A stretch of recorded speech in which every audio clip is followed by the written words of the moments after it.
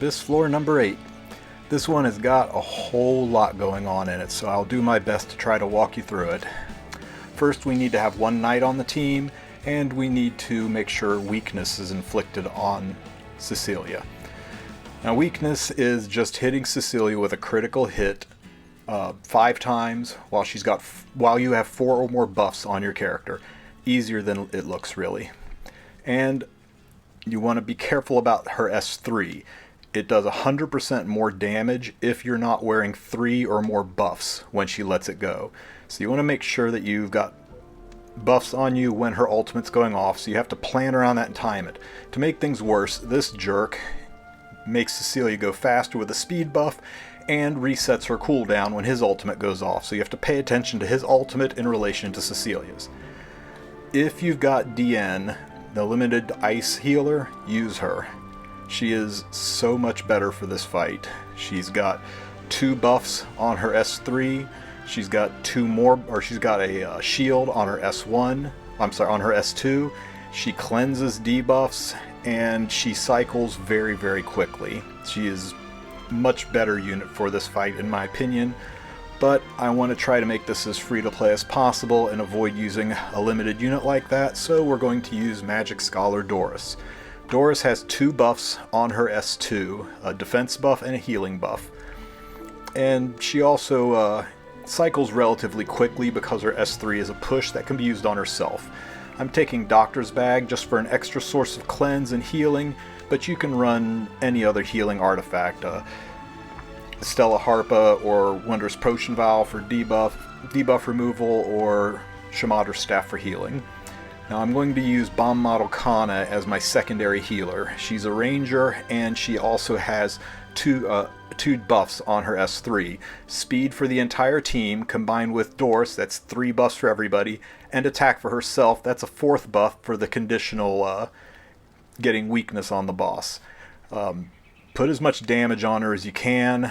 I like to have every unit on your party in the 190 to 220 range just to try to keep up with the pushing of the boss. I'm going to use Adventurer Ras to meet our knight requirement. He does quite well in this. Arius is a good pick. I do not recommend Adamant Shield because most of Cecilia's damage comes from hits that can't crit, and Adamant doesn't do anything when there's no crits. Try to get at least 35% effectiveness on him because his S1 strips can be a lifesaver, and his S2 defense break can help move the fight along quickly. Kitty Clarissa, make her as quick as possible and give her a little bit of tankiness. I kept mine relatively slow, gave her a weak weapon to show that you don't need a huge gear score for this, but it helps. I put 100 effect resistance on her by giving her an ER ring, and then put Strat Gauntlet on her for 150% ER because she's really not a unit you can afford to have stunned. She is too key to this fight. Her S1 EE will help keep Bomb Model Kana healthy. If you don't want to use Bomb Model Kana, I think Landy is a much better option for the ranger spot. She will give the same speed buff and she does a lot more damage. Now whenever you hit Cecilia, you'll notice a note pop up on her that says Royal Protection, and that escalates all the way up to a ×5. When Royal Protection hits ×5, Cecilia gives herself a defense buff and immunity. You wouldn't think too much of it, except Cecilia is a defense scaling unit, so she will do more damage to you while wearing a defense buff, and the immunity just makes it harder for Ras to defense break. So just keep that in mind. Also, when you use non-attack skills, Cecilia will CR push, so be aware of that when you do things like using Doris's S2 or Kitty's transformation. That speed buff that front wizard ad gives everybody is the absolute worst. You want to remove that as soon as possible. Kitty Clarissa is great for doing that with her S2. Now, I'm holding back on using Doris's S2 and on using Bomb Model Kana's S3. You need to save those for protection from the ultimate. Remember, you have to be wearing 3 or more buffs to be protected from the ultimate. Now, if you look at right now, it looks like we've got 2 more turns until Cecilia's ultimate goes off, but that's a little misleading. because you see the front wizard's ultimate is ready to go off, and that front wizard's ultimate reduces Cecilia's cooldown. So once Cecilia goes here and strips away all the buffs, it's going to happen her next turn, because that ult is getting ready to take a turn, and once that ad does his S3, she's ready to ultimate. So we need to get our buffs up immediately. So as you can see, now that the ult has taken its turn, we now have a full bar on Cecilia, and she's ready to do her S3. So thankfully we have our full range of buffs up. Cecilia does have a defense buff up. The defense buff does make her hit harder since she's a defense scaling unit, so I am going to go ahead and try to strip that with Kitty just to reduce the incoming damage by using her S2. It's a 100% chance to strip, but you do get 15%'ed, like right there. So at least I've still got the 3 buffs up, but Kitty only has 2. So you notice how Kitty took substantially more damage than everyone else. That's why it's very important to have 3 buffs on when that ultimate goes off. That guy in the back with the spear and the shield is a total jerk. Blind him with your Doris whenever possible. The reason is this attack right here puts unhealable on units, and unhealable is the most debilitative part of this fight. It can ruin a run. Kitty can cleanse it when she transforms, but if you're in a situation like here, where she can't transform, it's just stuck on there. Now Doris has got 2 more turns on her S2. She cycles slower than Kana, so I'm actually going to S3 myself. This helps remove that unhealable, but more importantly pushes Doris up so that her S2 is going to be ready when Cecilia's ultimate comes around. This is all a game of racing your buffs against Cecilia's ultimate. We got a nice jump in to strip that immunity, or the immunity off. Getting a defense break on Cecilia is huge. It reduces her damage because, again, she's a damage scaling unit, but it also increases your damage, and more importantly, it increases the healing power of Bloodstone because it's based on the damage you do. So it's good to get the defense break on as often as you can, although it seems my Ras is incapable of landing defense break. There's never an opportunity where I want to miss putting blind on that back row unit, just to decrease his chances of landing the buff block, and he also stuns, so decrease the chance of the buff of the heal block, I should say, heal block and stuns.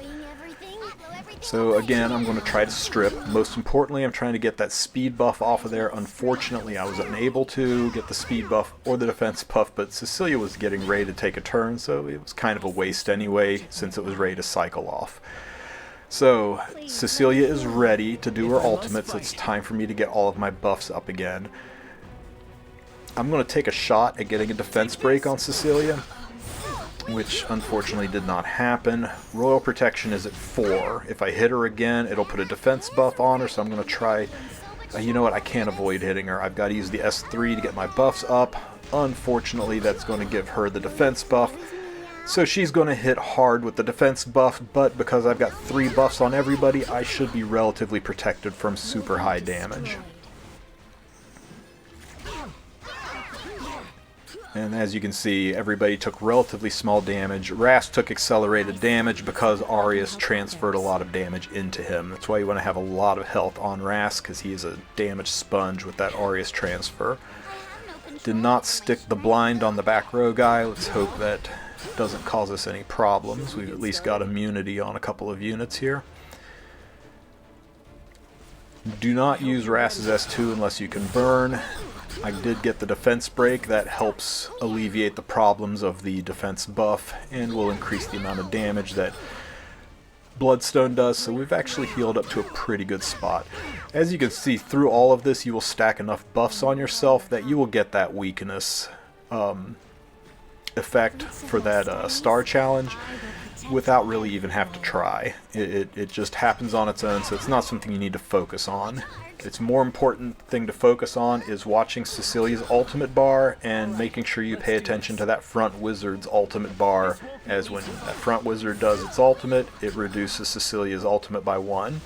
So you need to time it very, very carefully. In a pinch, if you get caught without 3 buffs on everybody and you've got the souls for it, you can use Arky for a 3rd debuff. Arky does considerable damage here as well, and he does give you an extra debuff, which can save the day if you mistime it or misjudge it and you get caught by Cecilia getting ready to release her ultimate, because her ultimate will most likely kill 1 or 2 of your units unless you're running very, very tanky. Okay, so Cecilia is getting ready to do her ultimate. As you can see, she's only 1 away, and that front wizard is ready to do his ultimate, which will reset Cecilia. So there, and that resets Cecilia, so she's ready to use her ultimate. I use my S2, and once again I have 3 or more buffs on everybody, so I will take reduced damage from this. Sadly, she still has a defense buff on her, which increases her damage, but we did okay. There's the stun RNG. It's a 70% chance to stun, which is why I put some effect resistance on my units. Since I had continuous healing, it's okay that Doris missed a turn. I'm not that worried about it. Let's try for another defense break. I don't think Brass has landed more than 1 defense break this entire run. Don't have a way to strip away the speed, but Cecilia's getting ready to take a turn, so it should organically fall off anyway. Cecilia's going to strip away all of our nice buffs. And I'm looking at Cecilia's bar. She's got 1, 2, 3 more rounds, but that front ad is getting ready to shave 1 away. Doris has only got 2 rounds to our S2, so I'm actually going to use her S3 skill on herself. And the reason is that gives her a 50% push and will help cycle her. I need to make sure her S2 is ready before Cecilia's S3 is unleashed, or the run's going to fail. My Ras is a bit low on health, and even though with the heal block the S3 won't heal him, the defense buff will help lower damage from any incoming attacks. I sense new magic nearby. Let's just go ahead and blind that back row unit. He resisted. Now I can transform Kitty and get rid of that heal block on Ras, and maybe Bloodstone will heal him up enough where he can stay in this fight. There's no speed buff to strip yet, so I am going to go ahead and S1 here to try to get some more health onto Ras from Bloodstone. There we go. Now there's a speed buff to worry about, and Cecilia is going to strip with her S2 when she takes this turn, and her next round her ultimate is ready, so it's time for me to get my buffs back up. So with Doris doing her S2, that's 2 buffs on everybody, and with Kana doing her S3, that puts my 3rd speed buff on everybody, and now I'm in good shape to survive Cecilia's S3. I'm going to try to avoid hitting Cecilia, and I hit her anyway, so she got the defense buff. Unfortunately, I was hoping I could avoid hitting her and giving her the special defense buff, but she got through and did some damage. Now this is an unusual situation. Ras is near death, but Kana is my healer with Bloodstone. I really think with the incoming damage, it's probably best if I save Ras here.